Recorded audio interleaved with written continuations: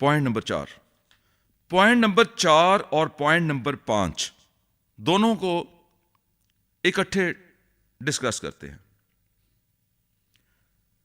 मैं दूसरे लोगों को आदर देता हूं, और पॉइंट नंबर 5 है मैं दूसरे लोगों से आदर लेता हूं।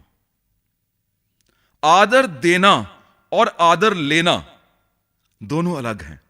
दोनों के लिए अलग एटीट्यूड, अलग एफर्ट्स करनी पड़ेंगी। जब आप किसी को आदर देते हो, वो आपको एक अलग नजर से देखता है। लेकिन अगर आप आदर लेना चाहते हो तो आपको क्या करना होगा? एक छोटी सी एग्जांपल डिस्कस करें। आप चाहते हो आपकी सब्जी की कोई तारीफ करे। क्यों करेगा? अगर आपने सच में सब्जी अच्छी बनाई होगी। अगर आप चाहते हो आपकी ड्रेस की तारीफ हो, कोई आपकी ड्रेस की प्रशंसा करे, तो क्यों करेगा? अगर आपने सच में ड्रेस अच्छी पहनी होगी तो। ऐसे ही अगर आप चाहते हो कि लोग आपको आदर की नजर से देखें, लोग आपको आदर दें, लोग आपको रिगार्ड दें, लोग आपको रिस्पेक्ट दें, तो उसके लिए वो सभी काम आपको करने होंगे जिससे लोग आपको आदर दें। मान लो आज से कुछ साल के बाद जब हमने इस दुनिया से जाना है, हमारे बाद एक शोक सभा हो रही है। उस शोक सभा में लोग हमारे बारे में डिस्कस कर रहे हैं। वो डिस्कशन क्या होगी? डिस्कशन होगी कि ये इंसान ऐसा था, इसने समाज के लिए ये किया, इसने परिवार के लिए ये किया, इसने दूसरों को ये दिया, इसकी कंट्रीब्यूशन टुवर्ड्स कंट्री ये रही, ये गिवर था, ये दूसरों को कुछ देता था।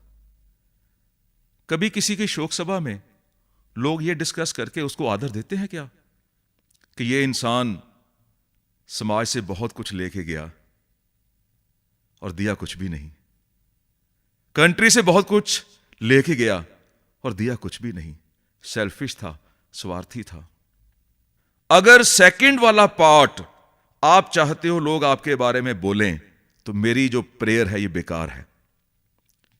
फैसला आपके हाथ में है कि आप क्या चाहते हो।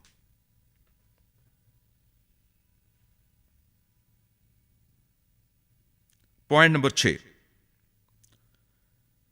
मैं बुरी आदतों को नहीं झेलता हूं। झेलना समझते हैं आप?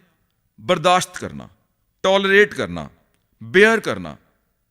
मैं बुरी आदतों को नहीं झेलता हूं। यह आदतों का फर्क ही कामयाबी दिलवाता है। किसी भी दो इंसानों में आदतों का डिफरेंस, जिसकी अच्छी आदतें हैं उसके साथ सब कुछ अच्छा क्यों हो रहा है? The process of elimination. For example, आप पंक्चुअल हो, 5 बजे का टाइम और 5 बजे ही पहुंच जाते हो, तो क्या होगा? आपको वही लोग मिलेंगे जो पंक्चुअल हैं। लेट आने वाले लोग धीरे धीरे एलिमिनेट हो जाएंगे। आप स्मोक नहीं करते हो तो आपके साथ वही लोग आएंगे जो स्मोक नहीं करते हैं। बाकी लोग धीरे धीरे एलिमिनेट हो जाएंगे, अपने आप आपसे दूर हो जाएंगे। खाने की आदत, पहनने की आदत, बोलने की आदत, उठने की आदत, काम करने की आदत। अगर आप बुरी आदतों को झेल लेते हो तो इसका मतलब सेकंड जो लोग हैं, सेकंड जो पार्ट है, जो उन बुरी आदतों को झेलते हैं, वही लोग आपके साथ जुड़ेंगे। तो प्रोसेस ऑफ एलिमिनेशन में आपने डिसाइड करना है कि किन लोगों को आप छोड़ना चाहते हो। तो जब ये पॉइंट आप 21 दिन कंटिन्यूस बोलोगे, उसके बाद ये आपकी पर्सनैलिटी का पार्ट बन जाएगा कि मैं बुरी आदतों को नहीं झेलता हूं। पॉइंट नंबर 7, मैं जीने में आनंद प्राप्त करता हूं। एक बार मैं एक सेमिनार में था, मैंने स्टेज से क्वेश्चन किया, आप जिंदा क्यों हैं? तो बीच में से एक महानुभाव खड़े हुए कहते हैं, और क्या करें? अब एक सांस आ रहा है, एक सांस जा रहा है, तो जिंदा तो रहेंगे ना। अरे सोचना पड़ेगा हम जिंदा क्यों हैं। हम क्यों इस दुनिया में हैं, क्या मोटिव है, क्या पर्पस है हमारी लाइफ का, क्यों हमें इस दुनिया में भेजा गया, हमें लिजर्ड क्यों नहीं बना दिया गया, हमें कॉकरोच क्यों नहीं बना दिया गया। उस मोटिव को पहचानिए और उसमें आनंद प्राप्त कीजिए। थैंक गॉड हमें आपने इस मोटिव के साथ भेजा है, क्योंकि जैसे जैसे आपको जिंदगी के साथ प्यार होगा, जैसे जैसे आपको आनंद मिलेगा, आप लोगों के करीब आएंगे। और लोगों के करीब आना तो डायरेक्ट सेलिंग के पर्सोनल्स का पहला कर्तव्य है। पॉइंट नंबर 8, मैं हर समय शिष्टाचार का पालन करता हूं। शिष्टाचार, कर्टेसी, एवरी टाइम, चाहे वो आपके सामने आपके क्लाइंट्स हैं, आपके बुजुर्ग हैं, फीमेल्स हैं और बच्चे हैं, हर जगह पर शिष्टाचार का पालन। क्या आप बुजुर्गों के सामने आने पर अपनी चेयर छोड़ते हैं? क्या आप कार में बैठने के समय दूसरे लोगों के लिए दरवाजा खोलते हैं? ये छोटी छोटी बातें आपको शिष्टाचार का पालन करवाएंगी। पॉइंट नंबर 9, मैं अपनी असफलता का जिम्मेवार खुद हूं। हमने इसी प्रोग्राम में डिस्कस किया कि आज हम जो भी हैं उसके रीजन, उसकी रिस्पॉन्सिबिलिटी हमारे ऊपर है। अगर हमारी सेहत अच्छी है तब भी हम जिम्मेवार, अगर हमारी सेहत बुरी है तब भी हम जिम्मेवार, अगर हम सफल हैं तब भी हम जिम्मेवार, अगर हम असफल हैं तब भी हम ही जिम्मेवार हैं। और जब ये पॉइंट आप रोज सुबह शाम बोलोगे कि मैं अपनी असफलता का जिम्मेवार खुद हूं, तो आपका सबकॉन्शियस माइंड इसको एक्सेप्ट कर लेगा। जब आपने इसको एक्सेप्ट कर लिया, जब आपने इसको स्वीकार कर लिया, तब ही आप कोशिश करोगे अपने आप को इंप्रूव करने की। अगर आप इसकी जिम्मेवारी देते हो अपनी किस्मत को, तो माय डियर फ्रेंड्स, किस्मत के बारे में जानने की कोशिश करते हैं। किस्मत है क्या?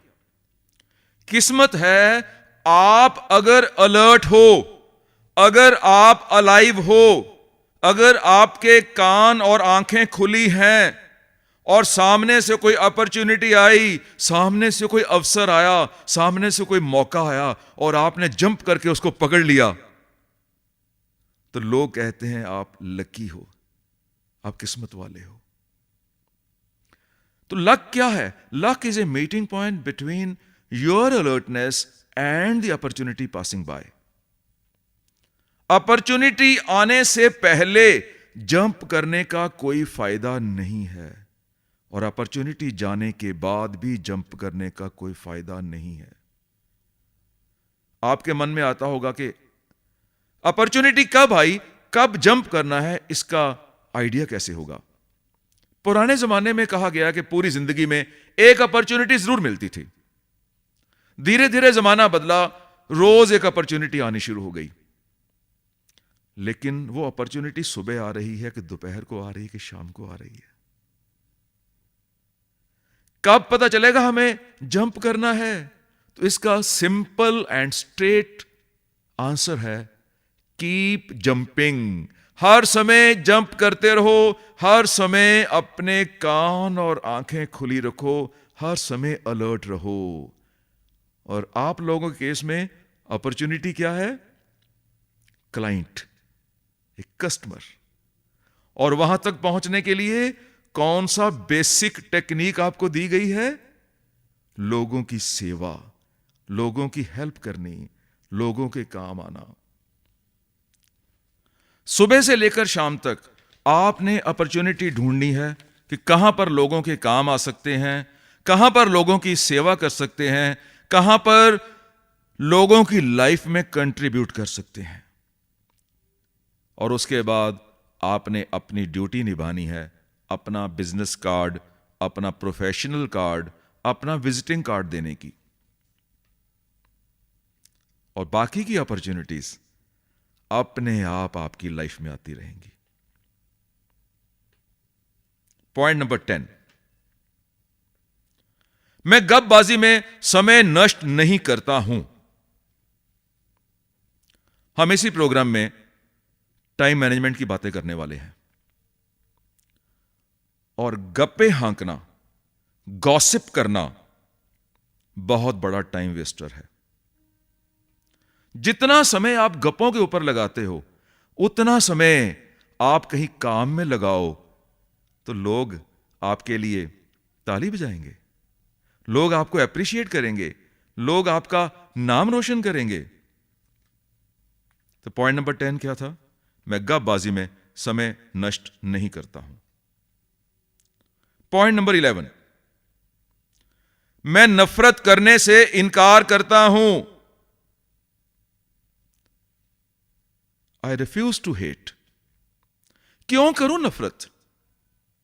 हर इंसान तो उस भगवान का, उस अल्लाह का, उस खुदा का रूप है। हर किसी की नेचर उसने बनाई है। जानबूझ के इंसान अपनी नेचर नहीं बनाता है। जैसे जैसे उसे नेचर मिली है, जैसे जैसे उसकी आदत है, वैसे हमें स्वीकार करना है। एक एग्जाम्पल, आप जानते हैं कि शेर कैसा जानवर है, मांसाहारी। अगर इंसान उसके सामने आए तो उसे मार सकता है, उसे खा सकता है। फिर भी हमारी गवर्नमेंट, हमारे एनजीओज शेरों को बचाने की कोशिश करते हैं। आप शेर को देखने के लिए जू में जाते हो, आप शेर से नफरत नहीं करते हो, जबकि आप जानते हो कि वो आपको मार सकता है, आपको खा सकता है। फिर भी आप शेर से नफरत नहीं करते हो, क्योंकि आप जानते हो कि शेर की ये नेचर है, उसकी ये आदत है, उसकी ये प्रकृति है। अगर एक शेर की ऐसी आदत के कारण उसे अवॉइड नहीं किया जा रहा, उसके साथ हेट नहीं किया जा रहा, तो अपने ही परिवार में, अपने ही समाज में, अपने ही आसपास अगर ऐसे लोग हैं तो उनसे नफरत क्यों? हमें कोई अधिकार नहीं है किसी के साथ नफरत करने का। अभी तक हमने 11 पॉइंट्स डिस्कस किए हैं। एक बार ऑल 11 पॉइंट्स मैं बोलता हूं, उसके बाद सेकंड हाफ बाकी के 11 पॉइंट्स डिस्कस करेंगे। आप रिकॉल कीजिए, आंखें बंद करके सुनिए। मैं अत्यधिक सफलता के लिए वचनबद्ध हूं। मैं नए आइडियाज का स्वागत करता हूं। मैं अपने दिमाग को तेज करने के लिए हर संभव यत्न करता हूं। मैं दूसरे लोगों को आदर देता हूं। मैं दूसरे लोगों से आदर लेता हूं। मैं बुरी आदतों को नहीं झेलता हूं। मैं जीने में आनंद प्राप्त करता हूं। मैं हर समय शिष्टाचार का पालन करता हूं। मैं अपनी असफलता का जिम्मेवार खुद हूं। मैं गपबाजी में समय नष्ट नहीं करता हूं। मैं नफरत करने से इनकार करता हूं। वेल लेडीज एंड जेंटलमैन, बाकी के 11 पॉइंट्स डिस्कस करते हैं। पॉइंट नंबर 12, मैं हर समय उत्साह से भरा रहता हूं। Enthusiasm, zeal, energy. बेसिकली जो सेल्स कॉल्स हैं, उसमें अगर हम स्पेसिफिक बात करें तो सेल्स कॉल्स आपकी फीलिंग्स को ट्रांसफर करती हैं। अगर आप अंदर से बुझे हुए हैं तो आप अपनी बुझी हुई फीलिंग्स ही ट्रांसफर करेंगे। भाई साहब, आपके साथ मैं बिजनेस की बात करना चाहता हूं, और दूसरे ने कह दिया आई एम नॉट इंटरेस्टेड। मुझे पहले ही पता था। दूसरे ने आपसे पूछा आपका हाल कैसे है? अच्छा है। कट रही है, आधी कट चुकी है, आधी और कट जाएगी। वैसे भी रह क्या गया है, 1-2 साल की बात है, दुनिया तो वैसे ही खत्म होने वाली है। अब जितना आप बुझी हुई बातों को सोचेंगे, वैसी ही फीलिंग्स आप ट्रांसफर करेंगे। और कैसे एक्सपेक्ट कर सकते हैं कि दूसरा एनर्जी के साथ बात करे? आप खुद एनर्जी लेके आइए खुद एंथुजियाज्म लेके आइए, खुद जील लेके आइए और उसी जील के साथ बात कीजिए। दूसरे ने आप पूछा कैसे हो, sir top of the world. और इसीलिए आपने देखा होगा कि पंजाब में जब किसी से पूछा जाता है कैसे हो, तो उसका जवाब आता है बल्ले बल्ले। ये बल्ले बल्ले क्या है? ये बल्ले बल्ले है कि आप हर समय हाई स्पिरिट्स में हो, आप हर समय टॉप ऑफ द वर्ल्ड हो, और हम इसे पंजाबी में बोलते हैं चढ़दी कला में हो। हर समय आप ऊंचा ही सोच रहे हो, क्योंकि आपने सोचा बल्ले बल्ले, आपने सोचा टॉप ऑफ द वर्ल्ड, और आपकी बॉडी ने उस एक्शन को भी कंप्लीट करा दिया। All sophisticated persons are not enthusiastic.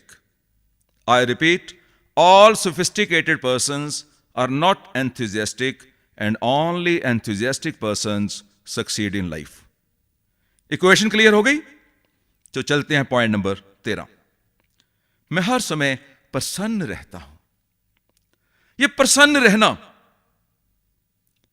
Cost नहीं करता है, इसके ऊपर कोई टैक्स नहीं लगता है।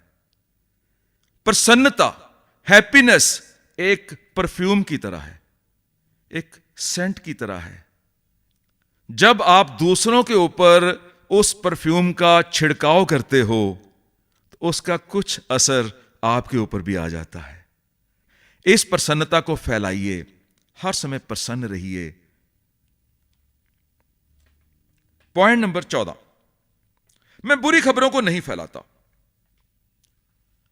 आपने क्या लेना देना है दूसरे के बारे में गलत बोल के? लोग एंजॉय करते हैं ना। देखा उसकी दुकान बंद हो गई, और देखा उसकी बीवी किसी और के साथ भाग गई, और देखा अरे हर समय आप लोगों के बारे में क्यों गलत सोच रहे हो और उसको फैला रहे हो?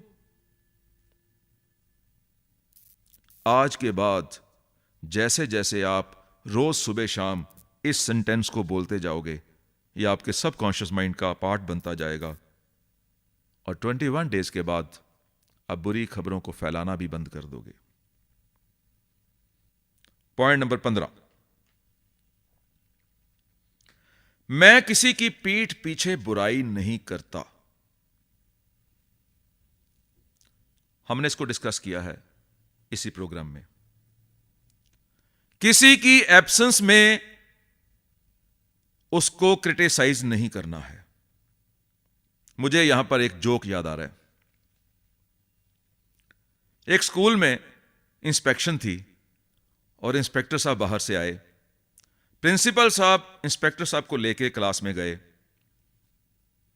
क्लास में मैथमेटिक्स का पीरियड चल रहा था, तो प्रिंसिपल साहब ने मैथ्स के टीचर के साथ इंस्पेक्टर की इंट्रोडक्शन कराई कि ये हमारे मैथ्स के टीचर हैं सर, इनका मैथमेटिक्स सुपर कंप्यूटर से फास्ट चलता है। क्या दिमाग है इनके पास, कैलकुलेशंस विद इन मोमेंट्स कर लेते हैं।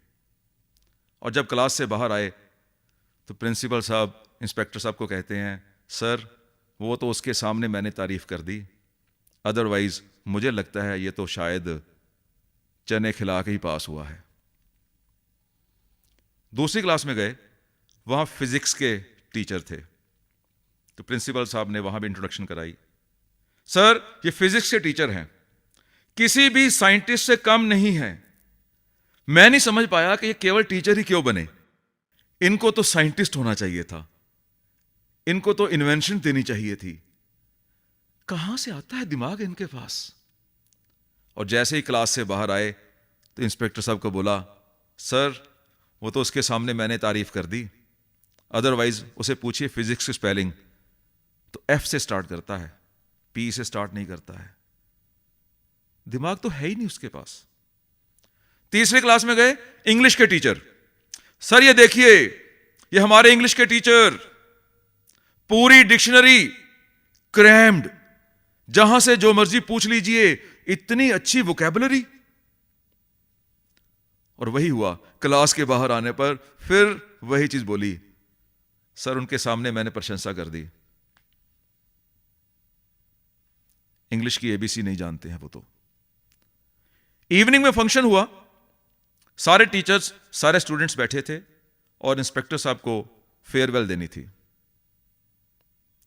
तो जैसे ही प्रिंसिपल साहब इंस्पेक्टर साहब के बारे में बोलने के लिए खड़े हुए तो इंस्पेक्टर साहब कहते हैं, सर पहले मैं बोल लूं? यस। तो उन्होंने कहा, ladies and gentleman, my dear teachers, my dear students, मेरे सामने ये क्या बोलेंगे वो तो बाद की बात है, कि मेरे बाद में क्या बोलेंगे वो मैं आपको बता देता हूं। कि मेरे बाद बोलेंगे, पता नहीं कहां से उठा लाया ऐसे इंस्पेक्टर, सिफारशी कैसे भर्ती हो जाते हैं। तो वो आप पहले सुनिए। जब आप किसी के सामने किसी और के बारे में बुरा बोलते हो तो आप उसे यह इमेज देते हो कि मैं तेरी पीठ के पीछे तेरे बारे में भी बुरा ही बोलूंगा। पॉइंट नंबर 16, मैं निरंतर अपने जीवन में सुधार लाता रहता हूं। मेरी ऑडियो सीडी असफलता का त्याग, उसमें आपने टोटल सक्सेस थ्योरी सुनी होगी। Regular improvement may be small. आज अपने घर में, अपने बेडरूम में एक पोस्टर लगाइए अपना खुद का, फुल साइज पोस्टर, पैरों से लेके सिर तक पूरा दिखाई देना चाहिए, और उसे बोल दीजिए, I love you and I am going to improve you. तुझे दुनिया का बेस्ट पर्सन बना दूंगा। और उसके बाद इंप्रूवमेंट शुरू कीजिए। Regular may be small. इसकी डिटेल आपको असफलता का त्याग में मिल सकती है। पॉइंट नंबर 17, मैं नम्र रहता हूं। नम्रता, ह्यूमिलिटी। कहा जाता है कि जो फल लगते हैं वो झुके हुए पेड़ पे लगते हैं। जो शरीर अकड़ में रहता है उसे तो मुर्दा कहा जाता है, डेड बॉडी कही जाती है। तो नम्रता, झुक के रहना आपको महान इंसान बनाता है। पॉइंट नंबर 18 नंबर, जो मुझे प्रोत्साहित करते हैं मैं उनकी प्रशंसा करता हूं। प्रोत्साहित, मोटिवेट, इंस्पायर। आप किसी से इंस्पायर्ड तो हैं, कोई तो आपको मोटिवेट कर रहा है। कहीं ऐसा तो नहीं कि आपको जो मिल रहा है उसको आप रिसीव कर रहे हैं और जो आपको इंस्पायर कर रहा है उसको भूल रहे हैं। कहां से शुरू करेंगे आप? नंबर 1, वो ऊपर वाला परमेश्वर, वो भगवान, वो खुदा, वो गॉड, वो वाहिगुरु। कभी ग्रेटिट्यूड दिया है उसे?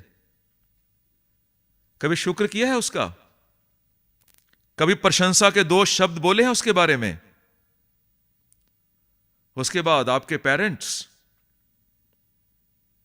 उसके बाद आपके टीचर्स, आपके बॉस, आपके ट्रेनर्स, आपके दोस्त, जितने लोग आपको मोटिवेट करते हैं, जितने लोग आपको इंस्पायर करते हैं, उनके सामने और उनकी एब्सेंस में, दोनों जगह पर उनकी प्रशंसा कीजिए।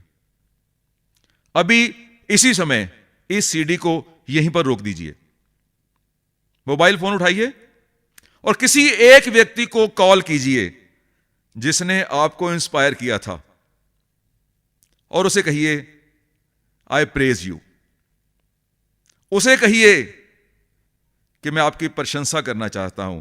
अपने शब्दों में उसको बोल दीजिए, और बोलने के बाद दोबारा इस सीडी को आगे सुन लेना।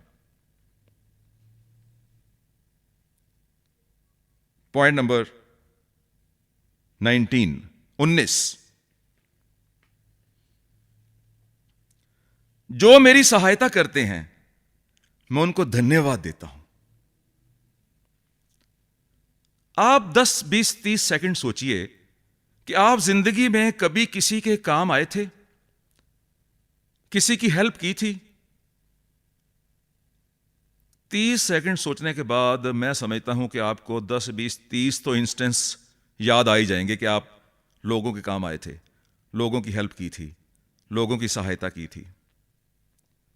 अब नेक्स्ट 60 सेकंड सोचिए कि आपको कोई एक ऐसा व्यक्ति याद है जिसने आपकी सहायता की थी, चाहे वो स्कूल एडमिशन में, चाहे वो करियर स्टार्ट करने में,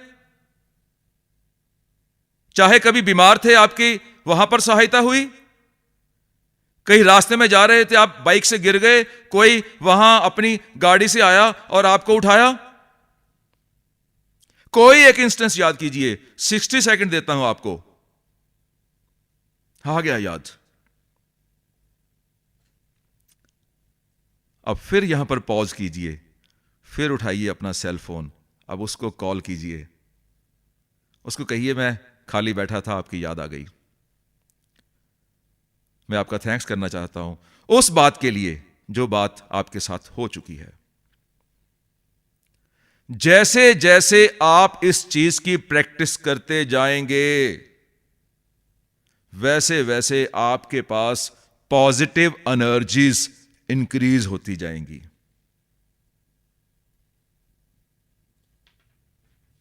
पॉइंट नंबर 20। निष्ठा और वफादारी मेरी सबसे बड़ी संपत्ति है। निष्ठा, वफादारी, loyalty. Loyalty is my best asset towards your seniors, towards your principles, towards your clients, towards your downline. आपकी लॉयल्टी सबके लिए। ऑनली अपलाइन की बात नहीं कर रहा हूं, डाउनलाइन की बात भी कर रहा हूं। निष्ठा और वफादारी मेरी सबसे बड़ी संपत्ति है। Point number 21। मैं अपनी आमदनी बढ़ाने का हर प्रयास करता हूं। कैसे प्रयास कर रहे हैं आप? आप डाइनिंग टेबल पर बैठ के अपने परिवार में यह बोल सकते हैं, आई लव मनी, मुझे पैसे से प्यार है। अच्छा, इस बात की भी शर्म आती है आपको, लोग क्या कहेंगे? अगर आप किसी को बताओगे नहीं कि मेरा तेरे से प्यार है, तो उसे कैसे पता चलेगा कि आप उसे प्यार करते हैं? ये मनी, कौन है मनी? लक्ष्मी जी। हिंदू धर्म में लक्ष्मी जी माना जाता है। अरे उनको बताइए मैं आपको प्यार करता हूं। उसके बाद सेकंड स्टेप आएगा इसका प्रयास आमदनी बढ़ाने का। Point number 22। मैं ग्राहक को ईश्वर मानता हूं।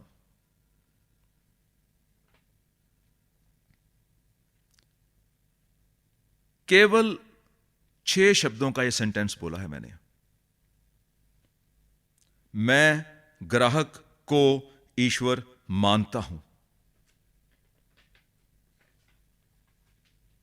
हम सब लोग डायरेक्टली इनडायरेक्टली एक बिजनेस के साथ जुड़े हैं ना। चाहे आप लाइफ इंश्योरेंस बेच रहे हैं, चाहे आप मल्टी लेवल मार्केटिंग कर रहे हैं, आप कंज्यूमर ड्यूरेबल्स बेच रहे हैं, आप आरओ फिल्टर्स बेचते हैं, आप ग्रॉसरी बेचते हैं, आप कॉस्मेटिक्स बेचते हैं, रियल एस्टेट का काम कर रहे हैं, कोई भी डायरेक्ट सेलिंग का काम कर रहे हैं तो बिजनेस में ना, क्योंकि आपकी प्रोडक्टिविटी के साथ लिंक्ड है आपकी इनकम। ये बिजनेस क्या है? BISUNE, क्या हुआ? स्पेलिंग गलत बोले शायद। BISU नहीं होता क्या? बी क्या बोला आपने? BUSI, BISUBUSI। बिजनेस कैसे होता है? बिजनेस में यू पहले आ रहा है कि आई पहले आ रहा है? बिजनेस में यू पहले आ रहा है कि आई पहले आ रहा है? BISUBUSI। नहीं, बिजनेस में यू पहले होता है, आई पहले होता है? डिक्शनरी की बात कर रहा हूं, डिक्शनरी की वर्ड की बात कर रहा हूं। बिजनेस में यू पहले होता है, आई बाद में। जिस अंग्रेज ने यह वर्ड बनाया मैं उसे सैल्यूट करता हूं। पूरा का पूरा ट्रेनिंग प्रोग्राम एक ही वर्ड में डाल दिया उसने। कहता है बिजनेस में यू पहले है, आए बाद में। यू कौन है? अरे यू है क्लाइंट, कस्टमर। आए कौन है? आप खुद। आप और मेरे केस में यू कौन है? आप सुनने वाले। आए कौन है? मैं, TS मदान। आप हैं तो मैं हूं। अगर आप नहीं हैं तो मेरा बिजनेस नहीं है। और देखिए ब्यूटी इस वर्ड की, क्या सुंदर वर्ड बनाया उसने। एक बार अपने मुंह से बोल दीजिए, वाह। मुझे उम्मीद थी आप बोलोगे, वाह। क्या सुंदर वर्ड बनाया है उस अंग्रेज ने या अंग्रेजनी ने। कहता है बिजनेस में यू की आवाज है, आई साइलेंट है। तेरी आवाज है, मेरी आवाज नहीं है। बिजनेस, बिस्सीनेस नहीं है। कहता है बिजनेस में तेरी आवाज है, मेरी आवाज नहीं है, और मेरी आवाज की जरूरत भी नहीं है। जो आपके अपलाइन है, जो आपके मैनेजमेंट है, जो आपकी कंपनी में कमीशंस इशू करने वाला स्टाफ है, वो तो पुजारी है इस मंदिर का। भगवान तो कोई और है। भगवान तो वो क्लाइंट है, वो कस्टमर है। अगर भगवान प्रसन्न हो गया, अगर अल्लाह खुश हो गया, अगर वाहिगुरु खुश हो गया, तो आपका पुजारी, आपकी मैनेजमेंट, आपकी कंपनी आपको प्रसाद, with in bracket incentive and commissions, देगी ही देगी। और अगर भगवान प्रसन्न ना हुआ, अगर खुदा नाराज हो गया, तो मंदिर और ये मस्जिद चलेगी भी नहीं। ग्राहक भगवान का रूप होता है, इसको आप जानते हैं? जानते हैं। मुझे मालूम था आप यही कहोगे। ग्राहक भगवान का रूप होता है। क्या इस बात को मानते भी हैं? जानना जानना है, मानना मानना है। एक गणेश जी के भक्त थे। रोज गणेश जी की पूजा करते थे, रोज अर्चना करते थे, रोज धूप अगरबत्ती जलाते थे। पूरा 1 वर्ष गणेश जी की पूजा करते रहे, लेकिन गणेश जी कभी प्रकट नहीं हुए। बहुत क्रोध आया। इंडिया है, भारत, यहां पर तो 33 करोड़ देवता हैं। अगर एक भगवान नहीं प्रकट होता तो भगवान बदल लेते हैं। गणेश जी की मूर्ति उठाई, साइड पर रखी और किसी और भगवान की प्रतिमा वहां पर स्थापित कर दी और उनकी पूजा शुरू कर दी। धूप जलाई, अगरबत्ती जलाई। जैसे ही धूप अगरबत्ती जली, देखा कि जो अगरबत्ती का धुआं था ना, वो गणेश जी की ओर जा रहा है।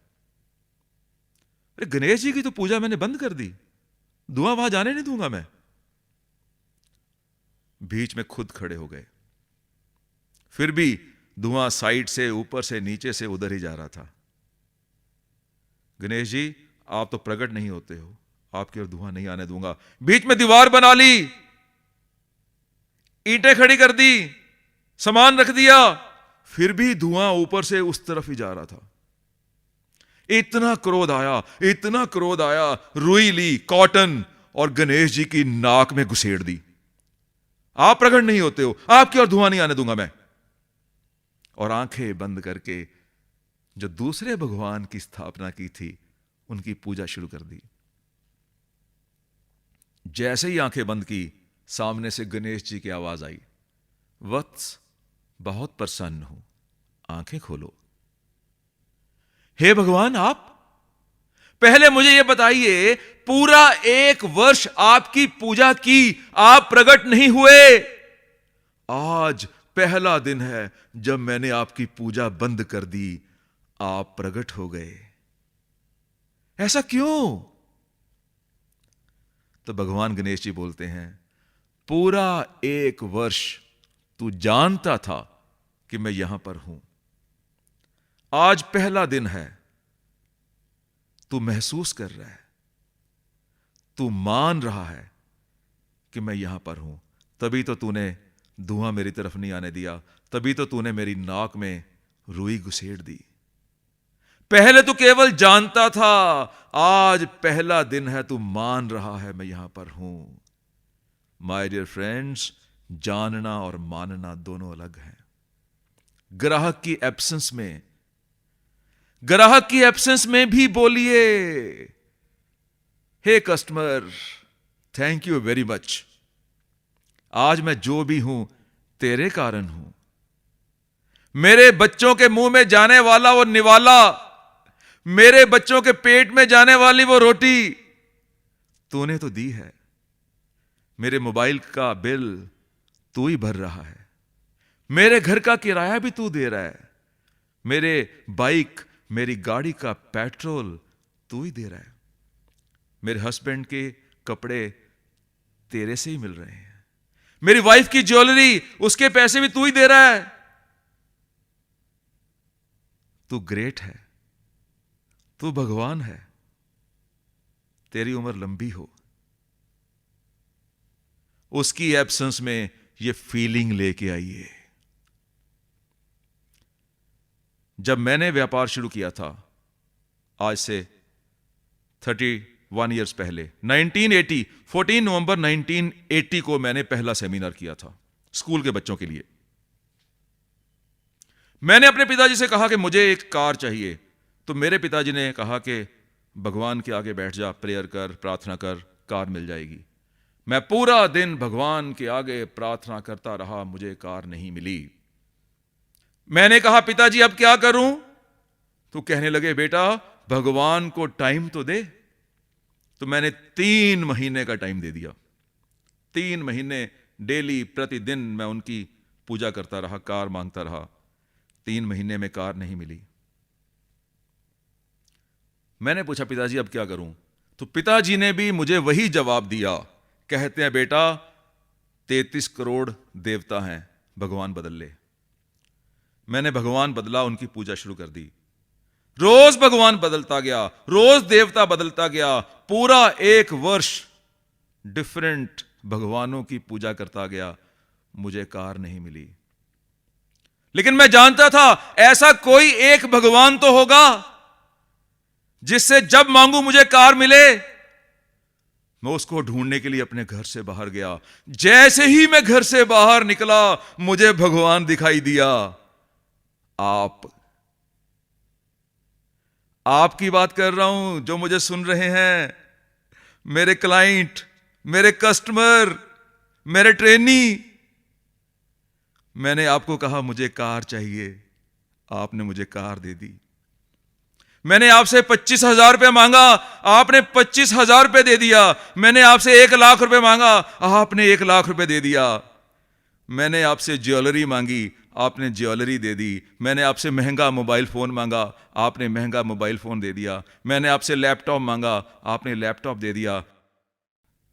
हे मेरे ईश्वर, हे मेरे खुदा, हे मेरे वाहिगुरु, मैं आपके चरणों में झुक के सलाम करता हूं। आप ग्रेट हो। जिस ईश्वर को, जिस खुदा को हमने देखा नहीं, उसकी पूजा करते हैं। यह खुदा उस खुदा का बच्चा है, यह भगवान उस भगवान का बच्चा है, यह वाहिगुरु उस वाहिगुरु का बच्चा है। जिसको रोज देख रहे हैं, उसकी तो पूजा करें। उसकी एब्सेंस में भी उसको धोखा ना दें। फिर देखिए, रोज आपको प्रसाद देगा, रोज आपको खुश करेगा, रोज आपको प्रसन्न करेगा। जहां आप पहुंचना चाहते हैं, ये भगवान, ये क्लाइंट, ये कस्टमर आपको पहुंचा देगा। माय डियर फ्रेंड्स, सभी 22 पॉइंट्स एक बार दोबारा मेरे साथ बोलिए। आंखें बंद कीजिए, ध्यान केवल मेरे इस ऑडियो सिस्टम की ओर।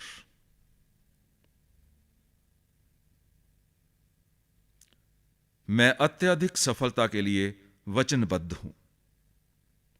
मैं नए आइडियाज का स्वागत करता हूं। मैं अपने दिमाग को तेज करने के लिए हर संभव यत्न करता हूं।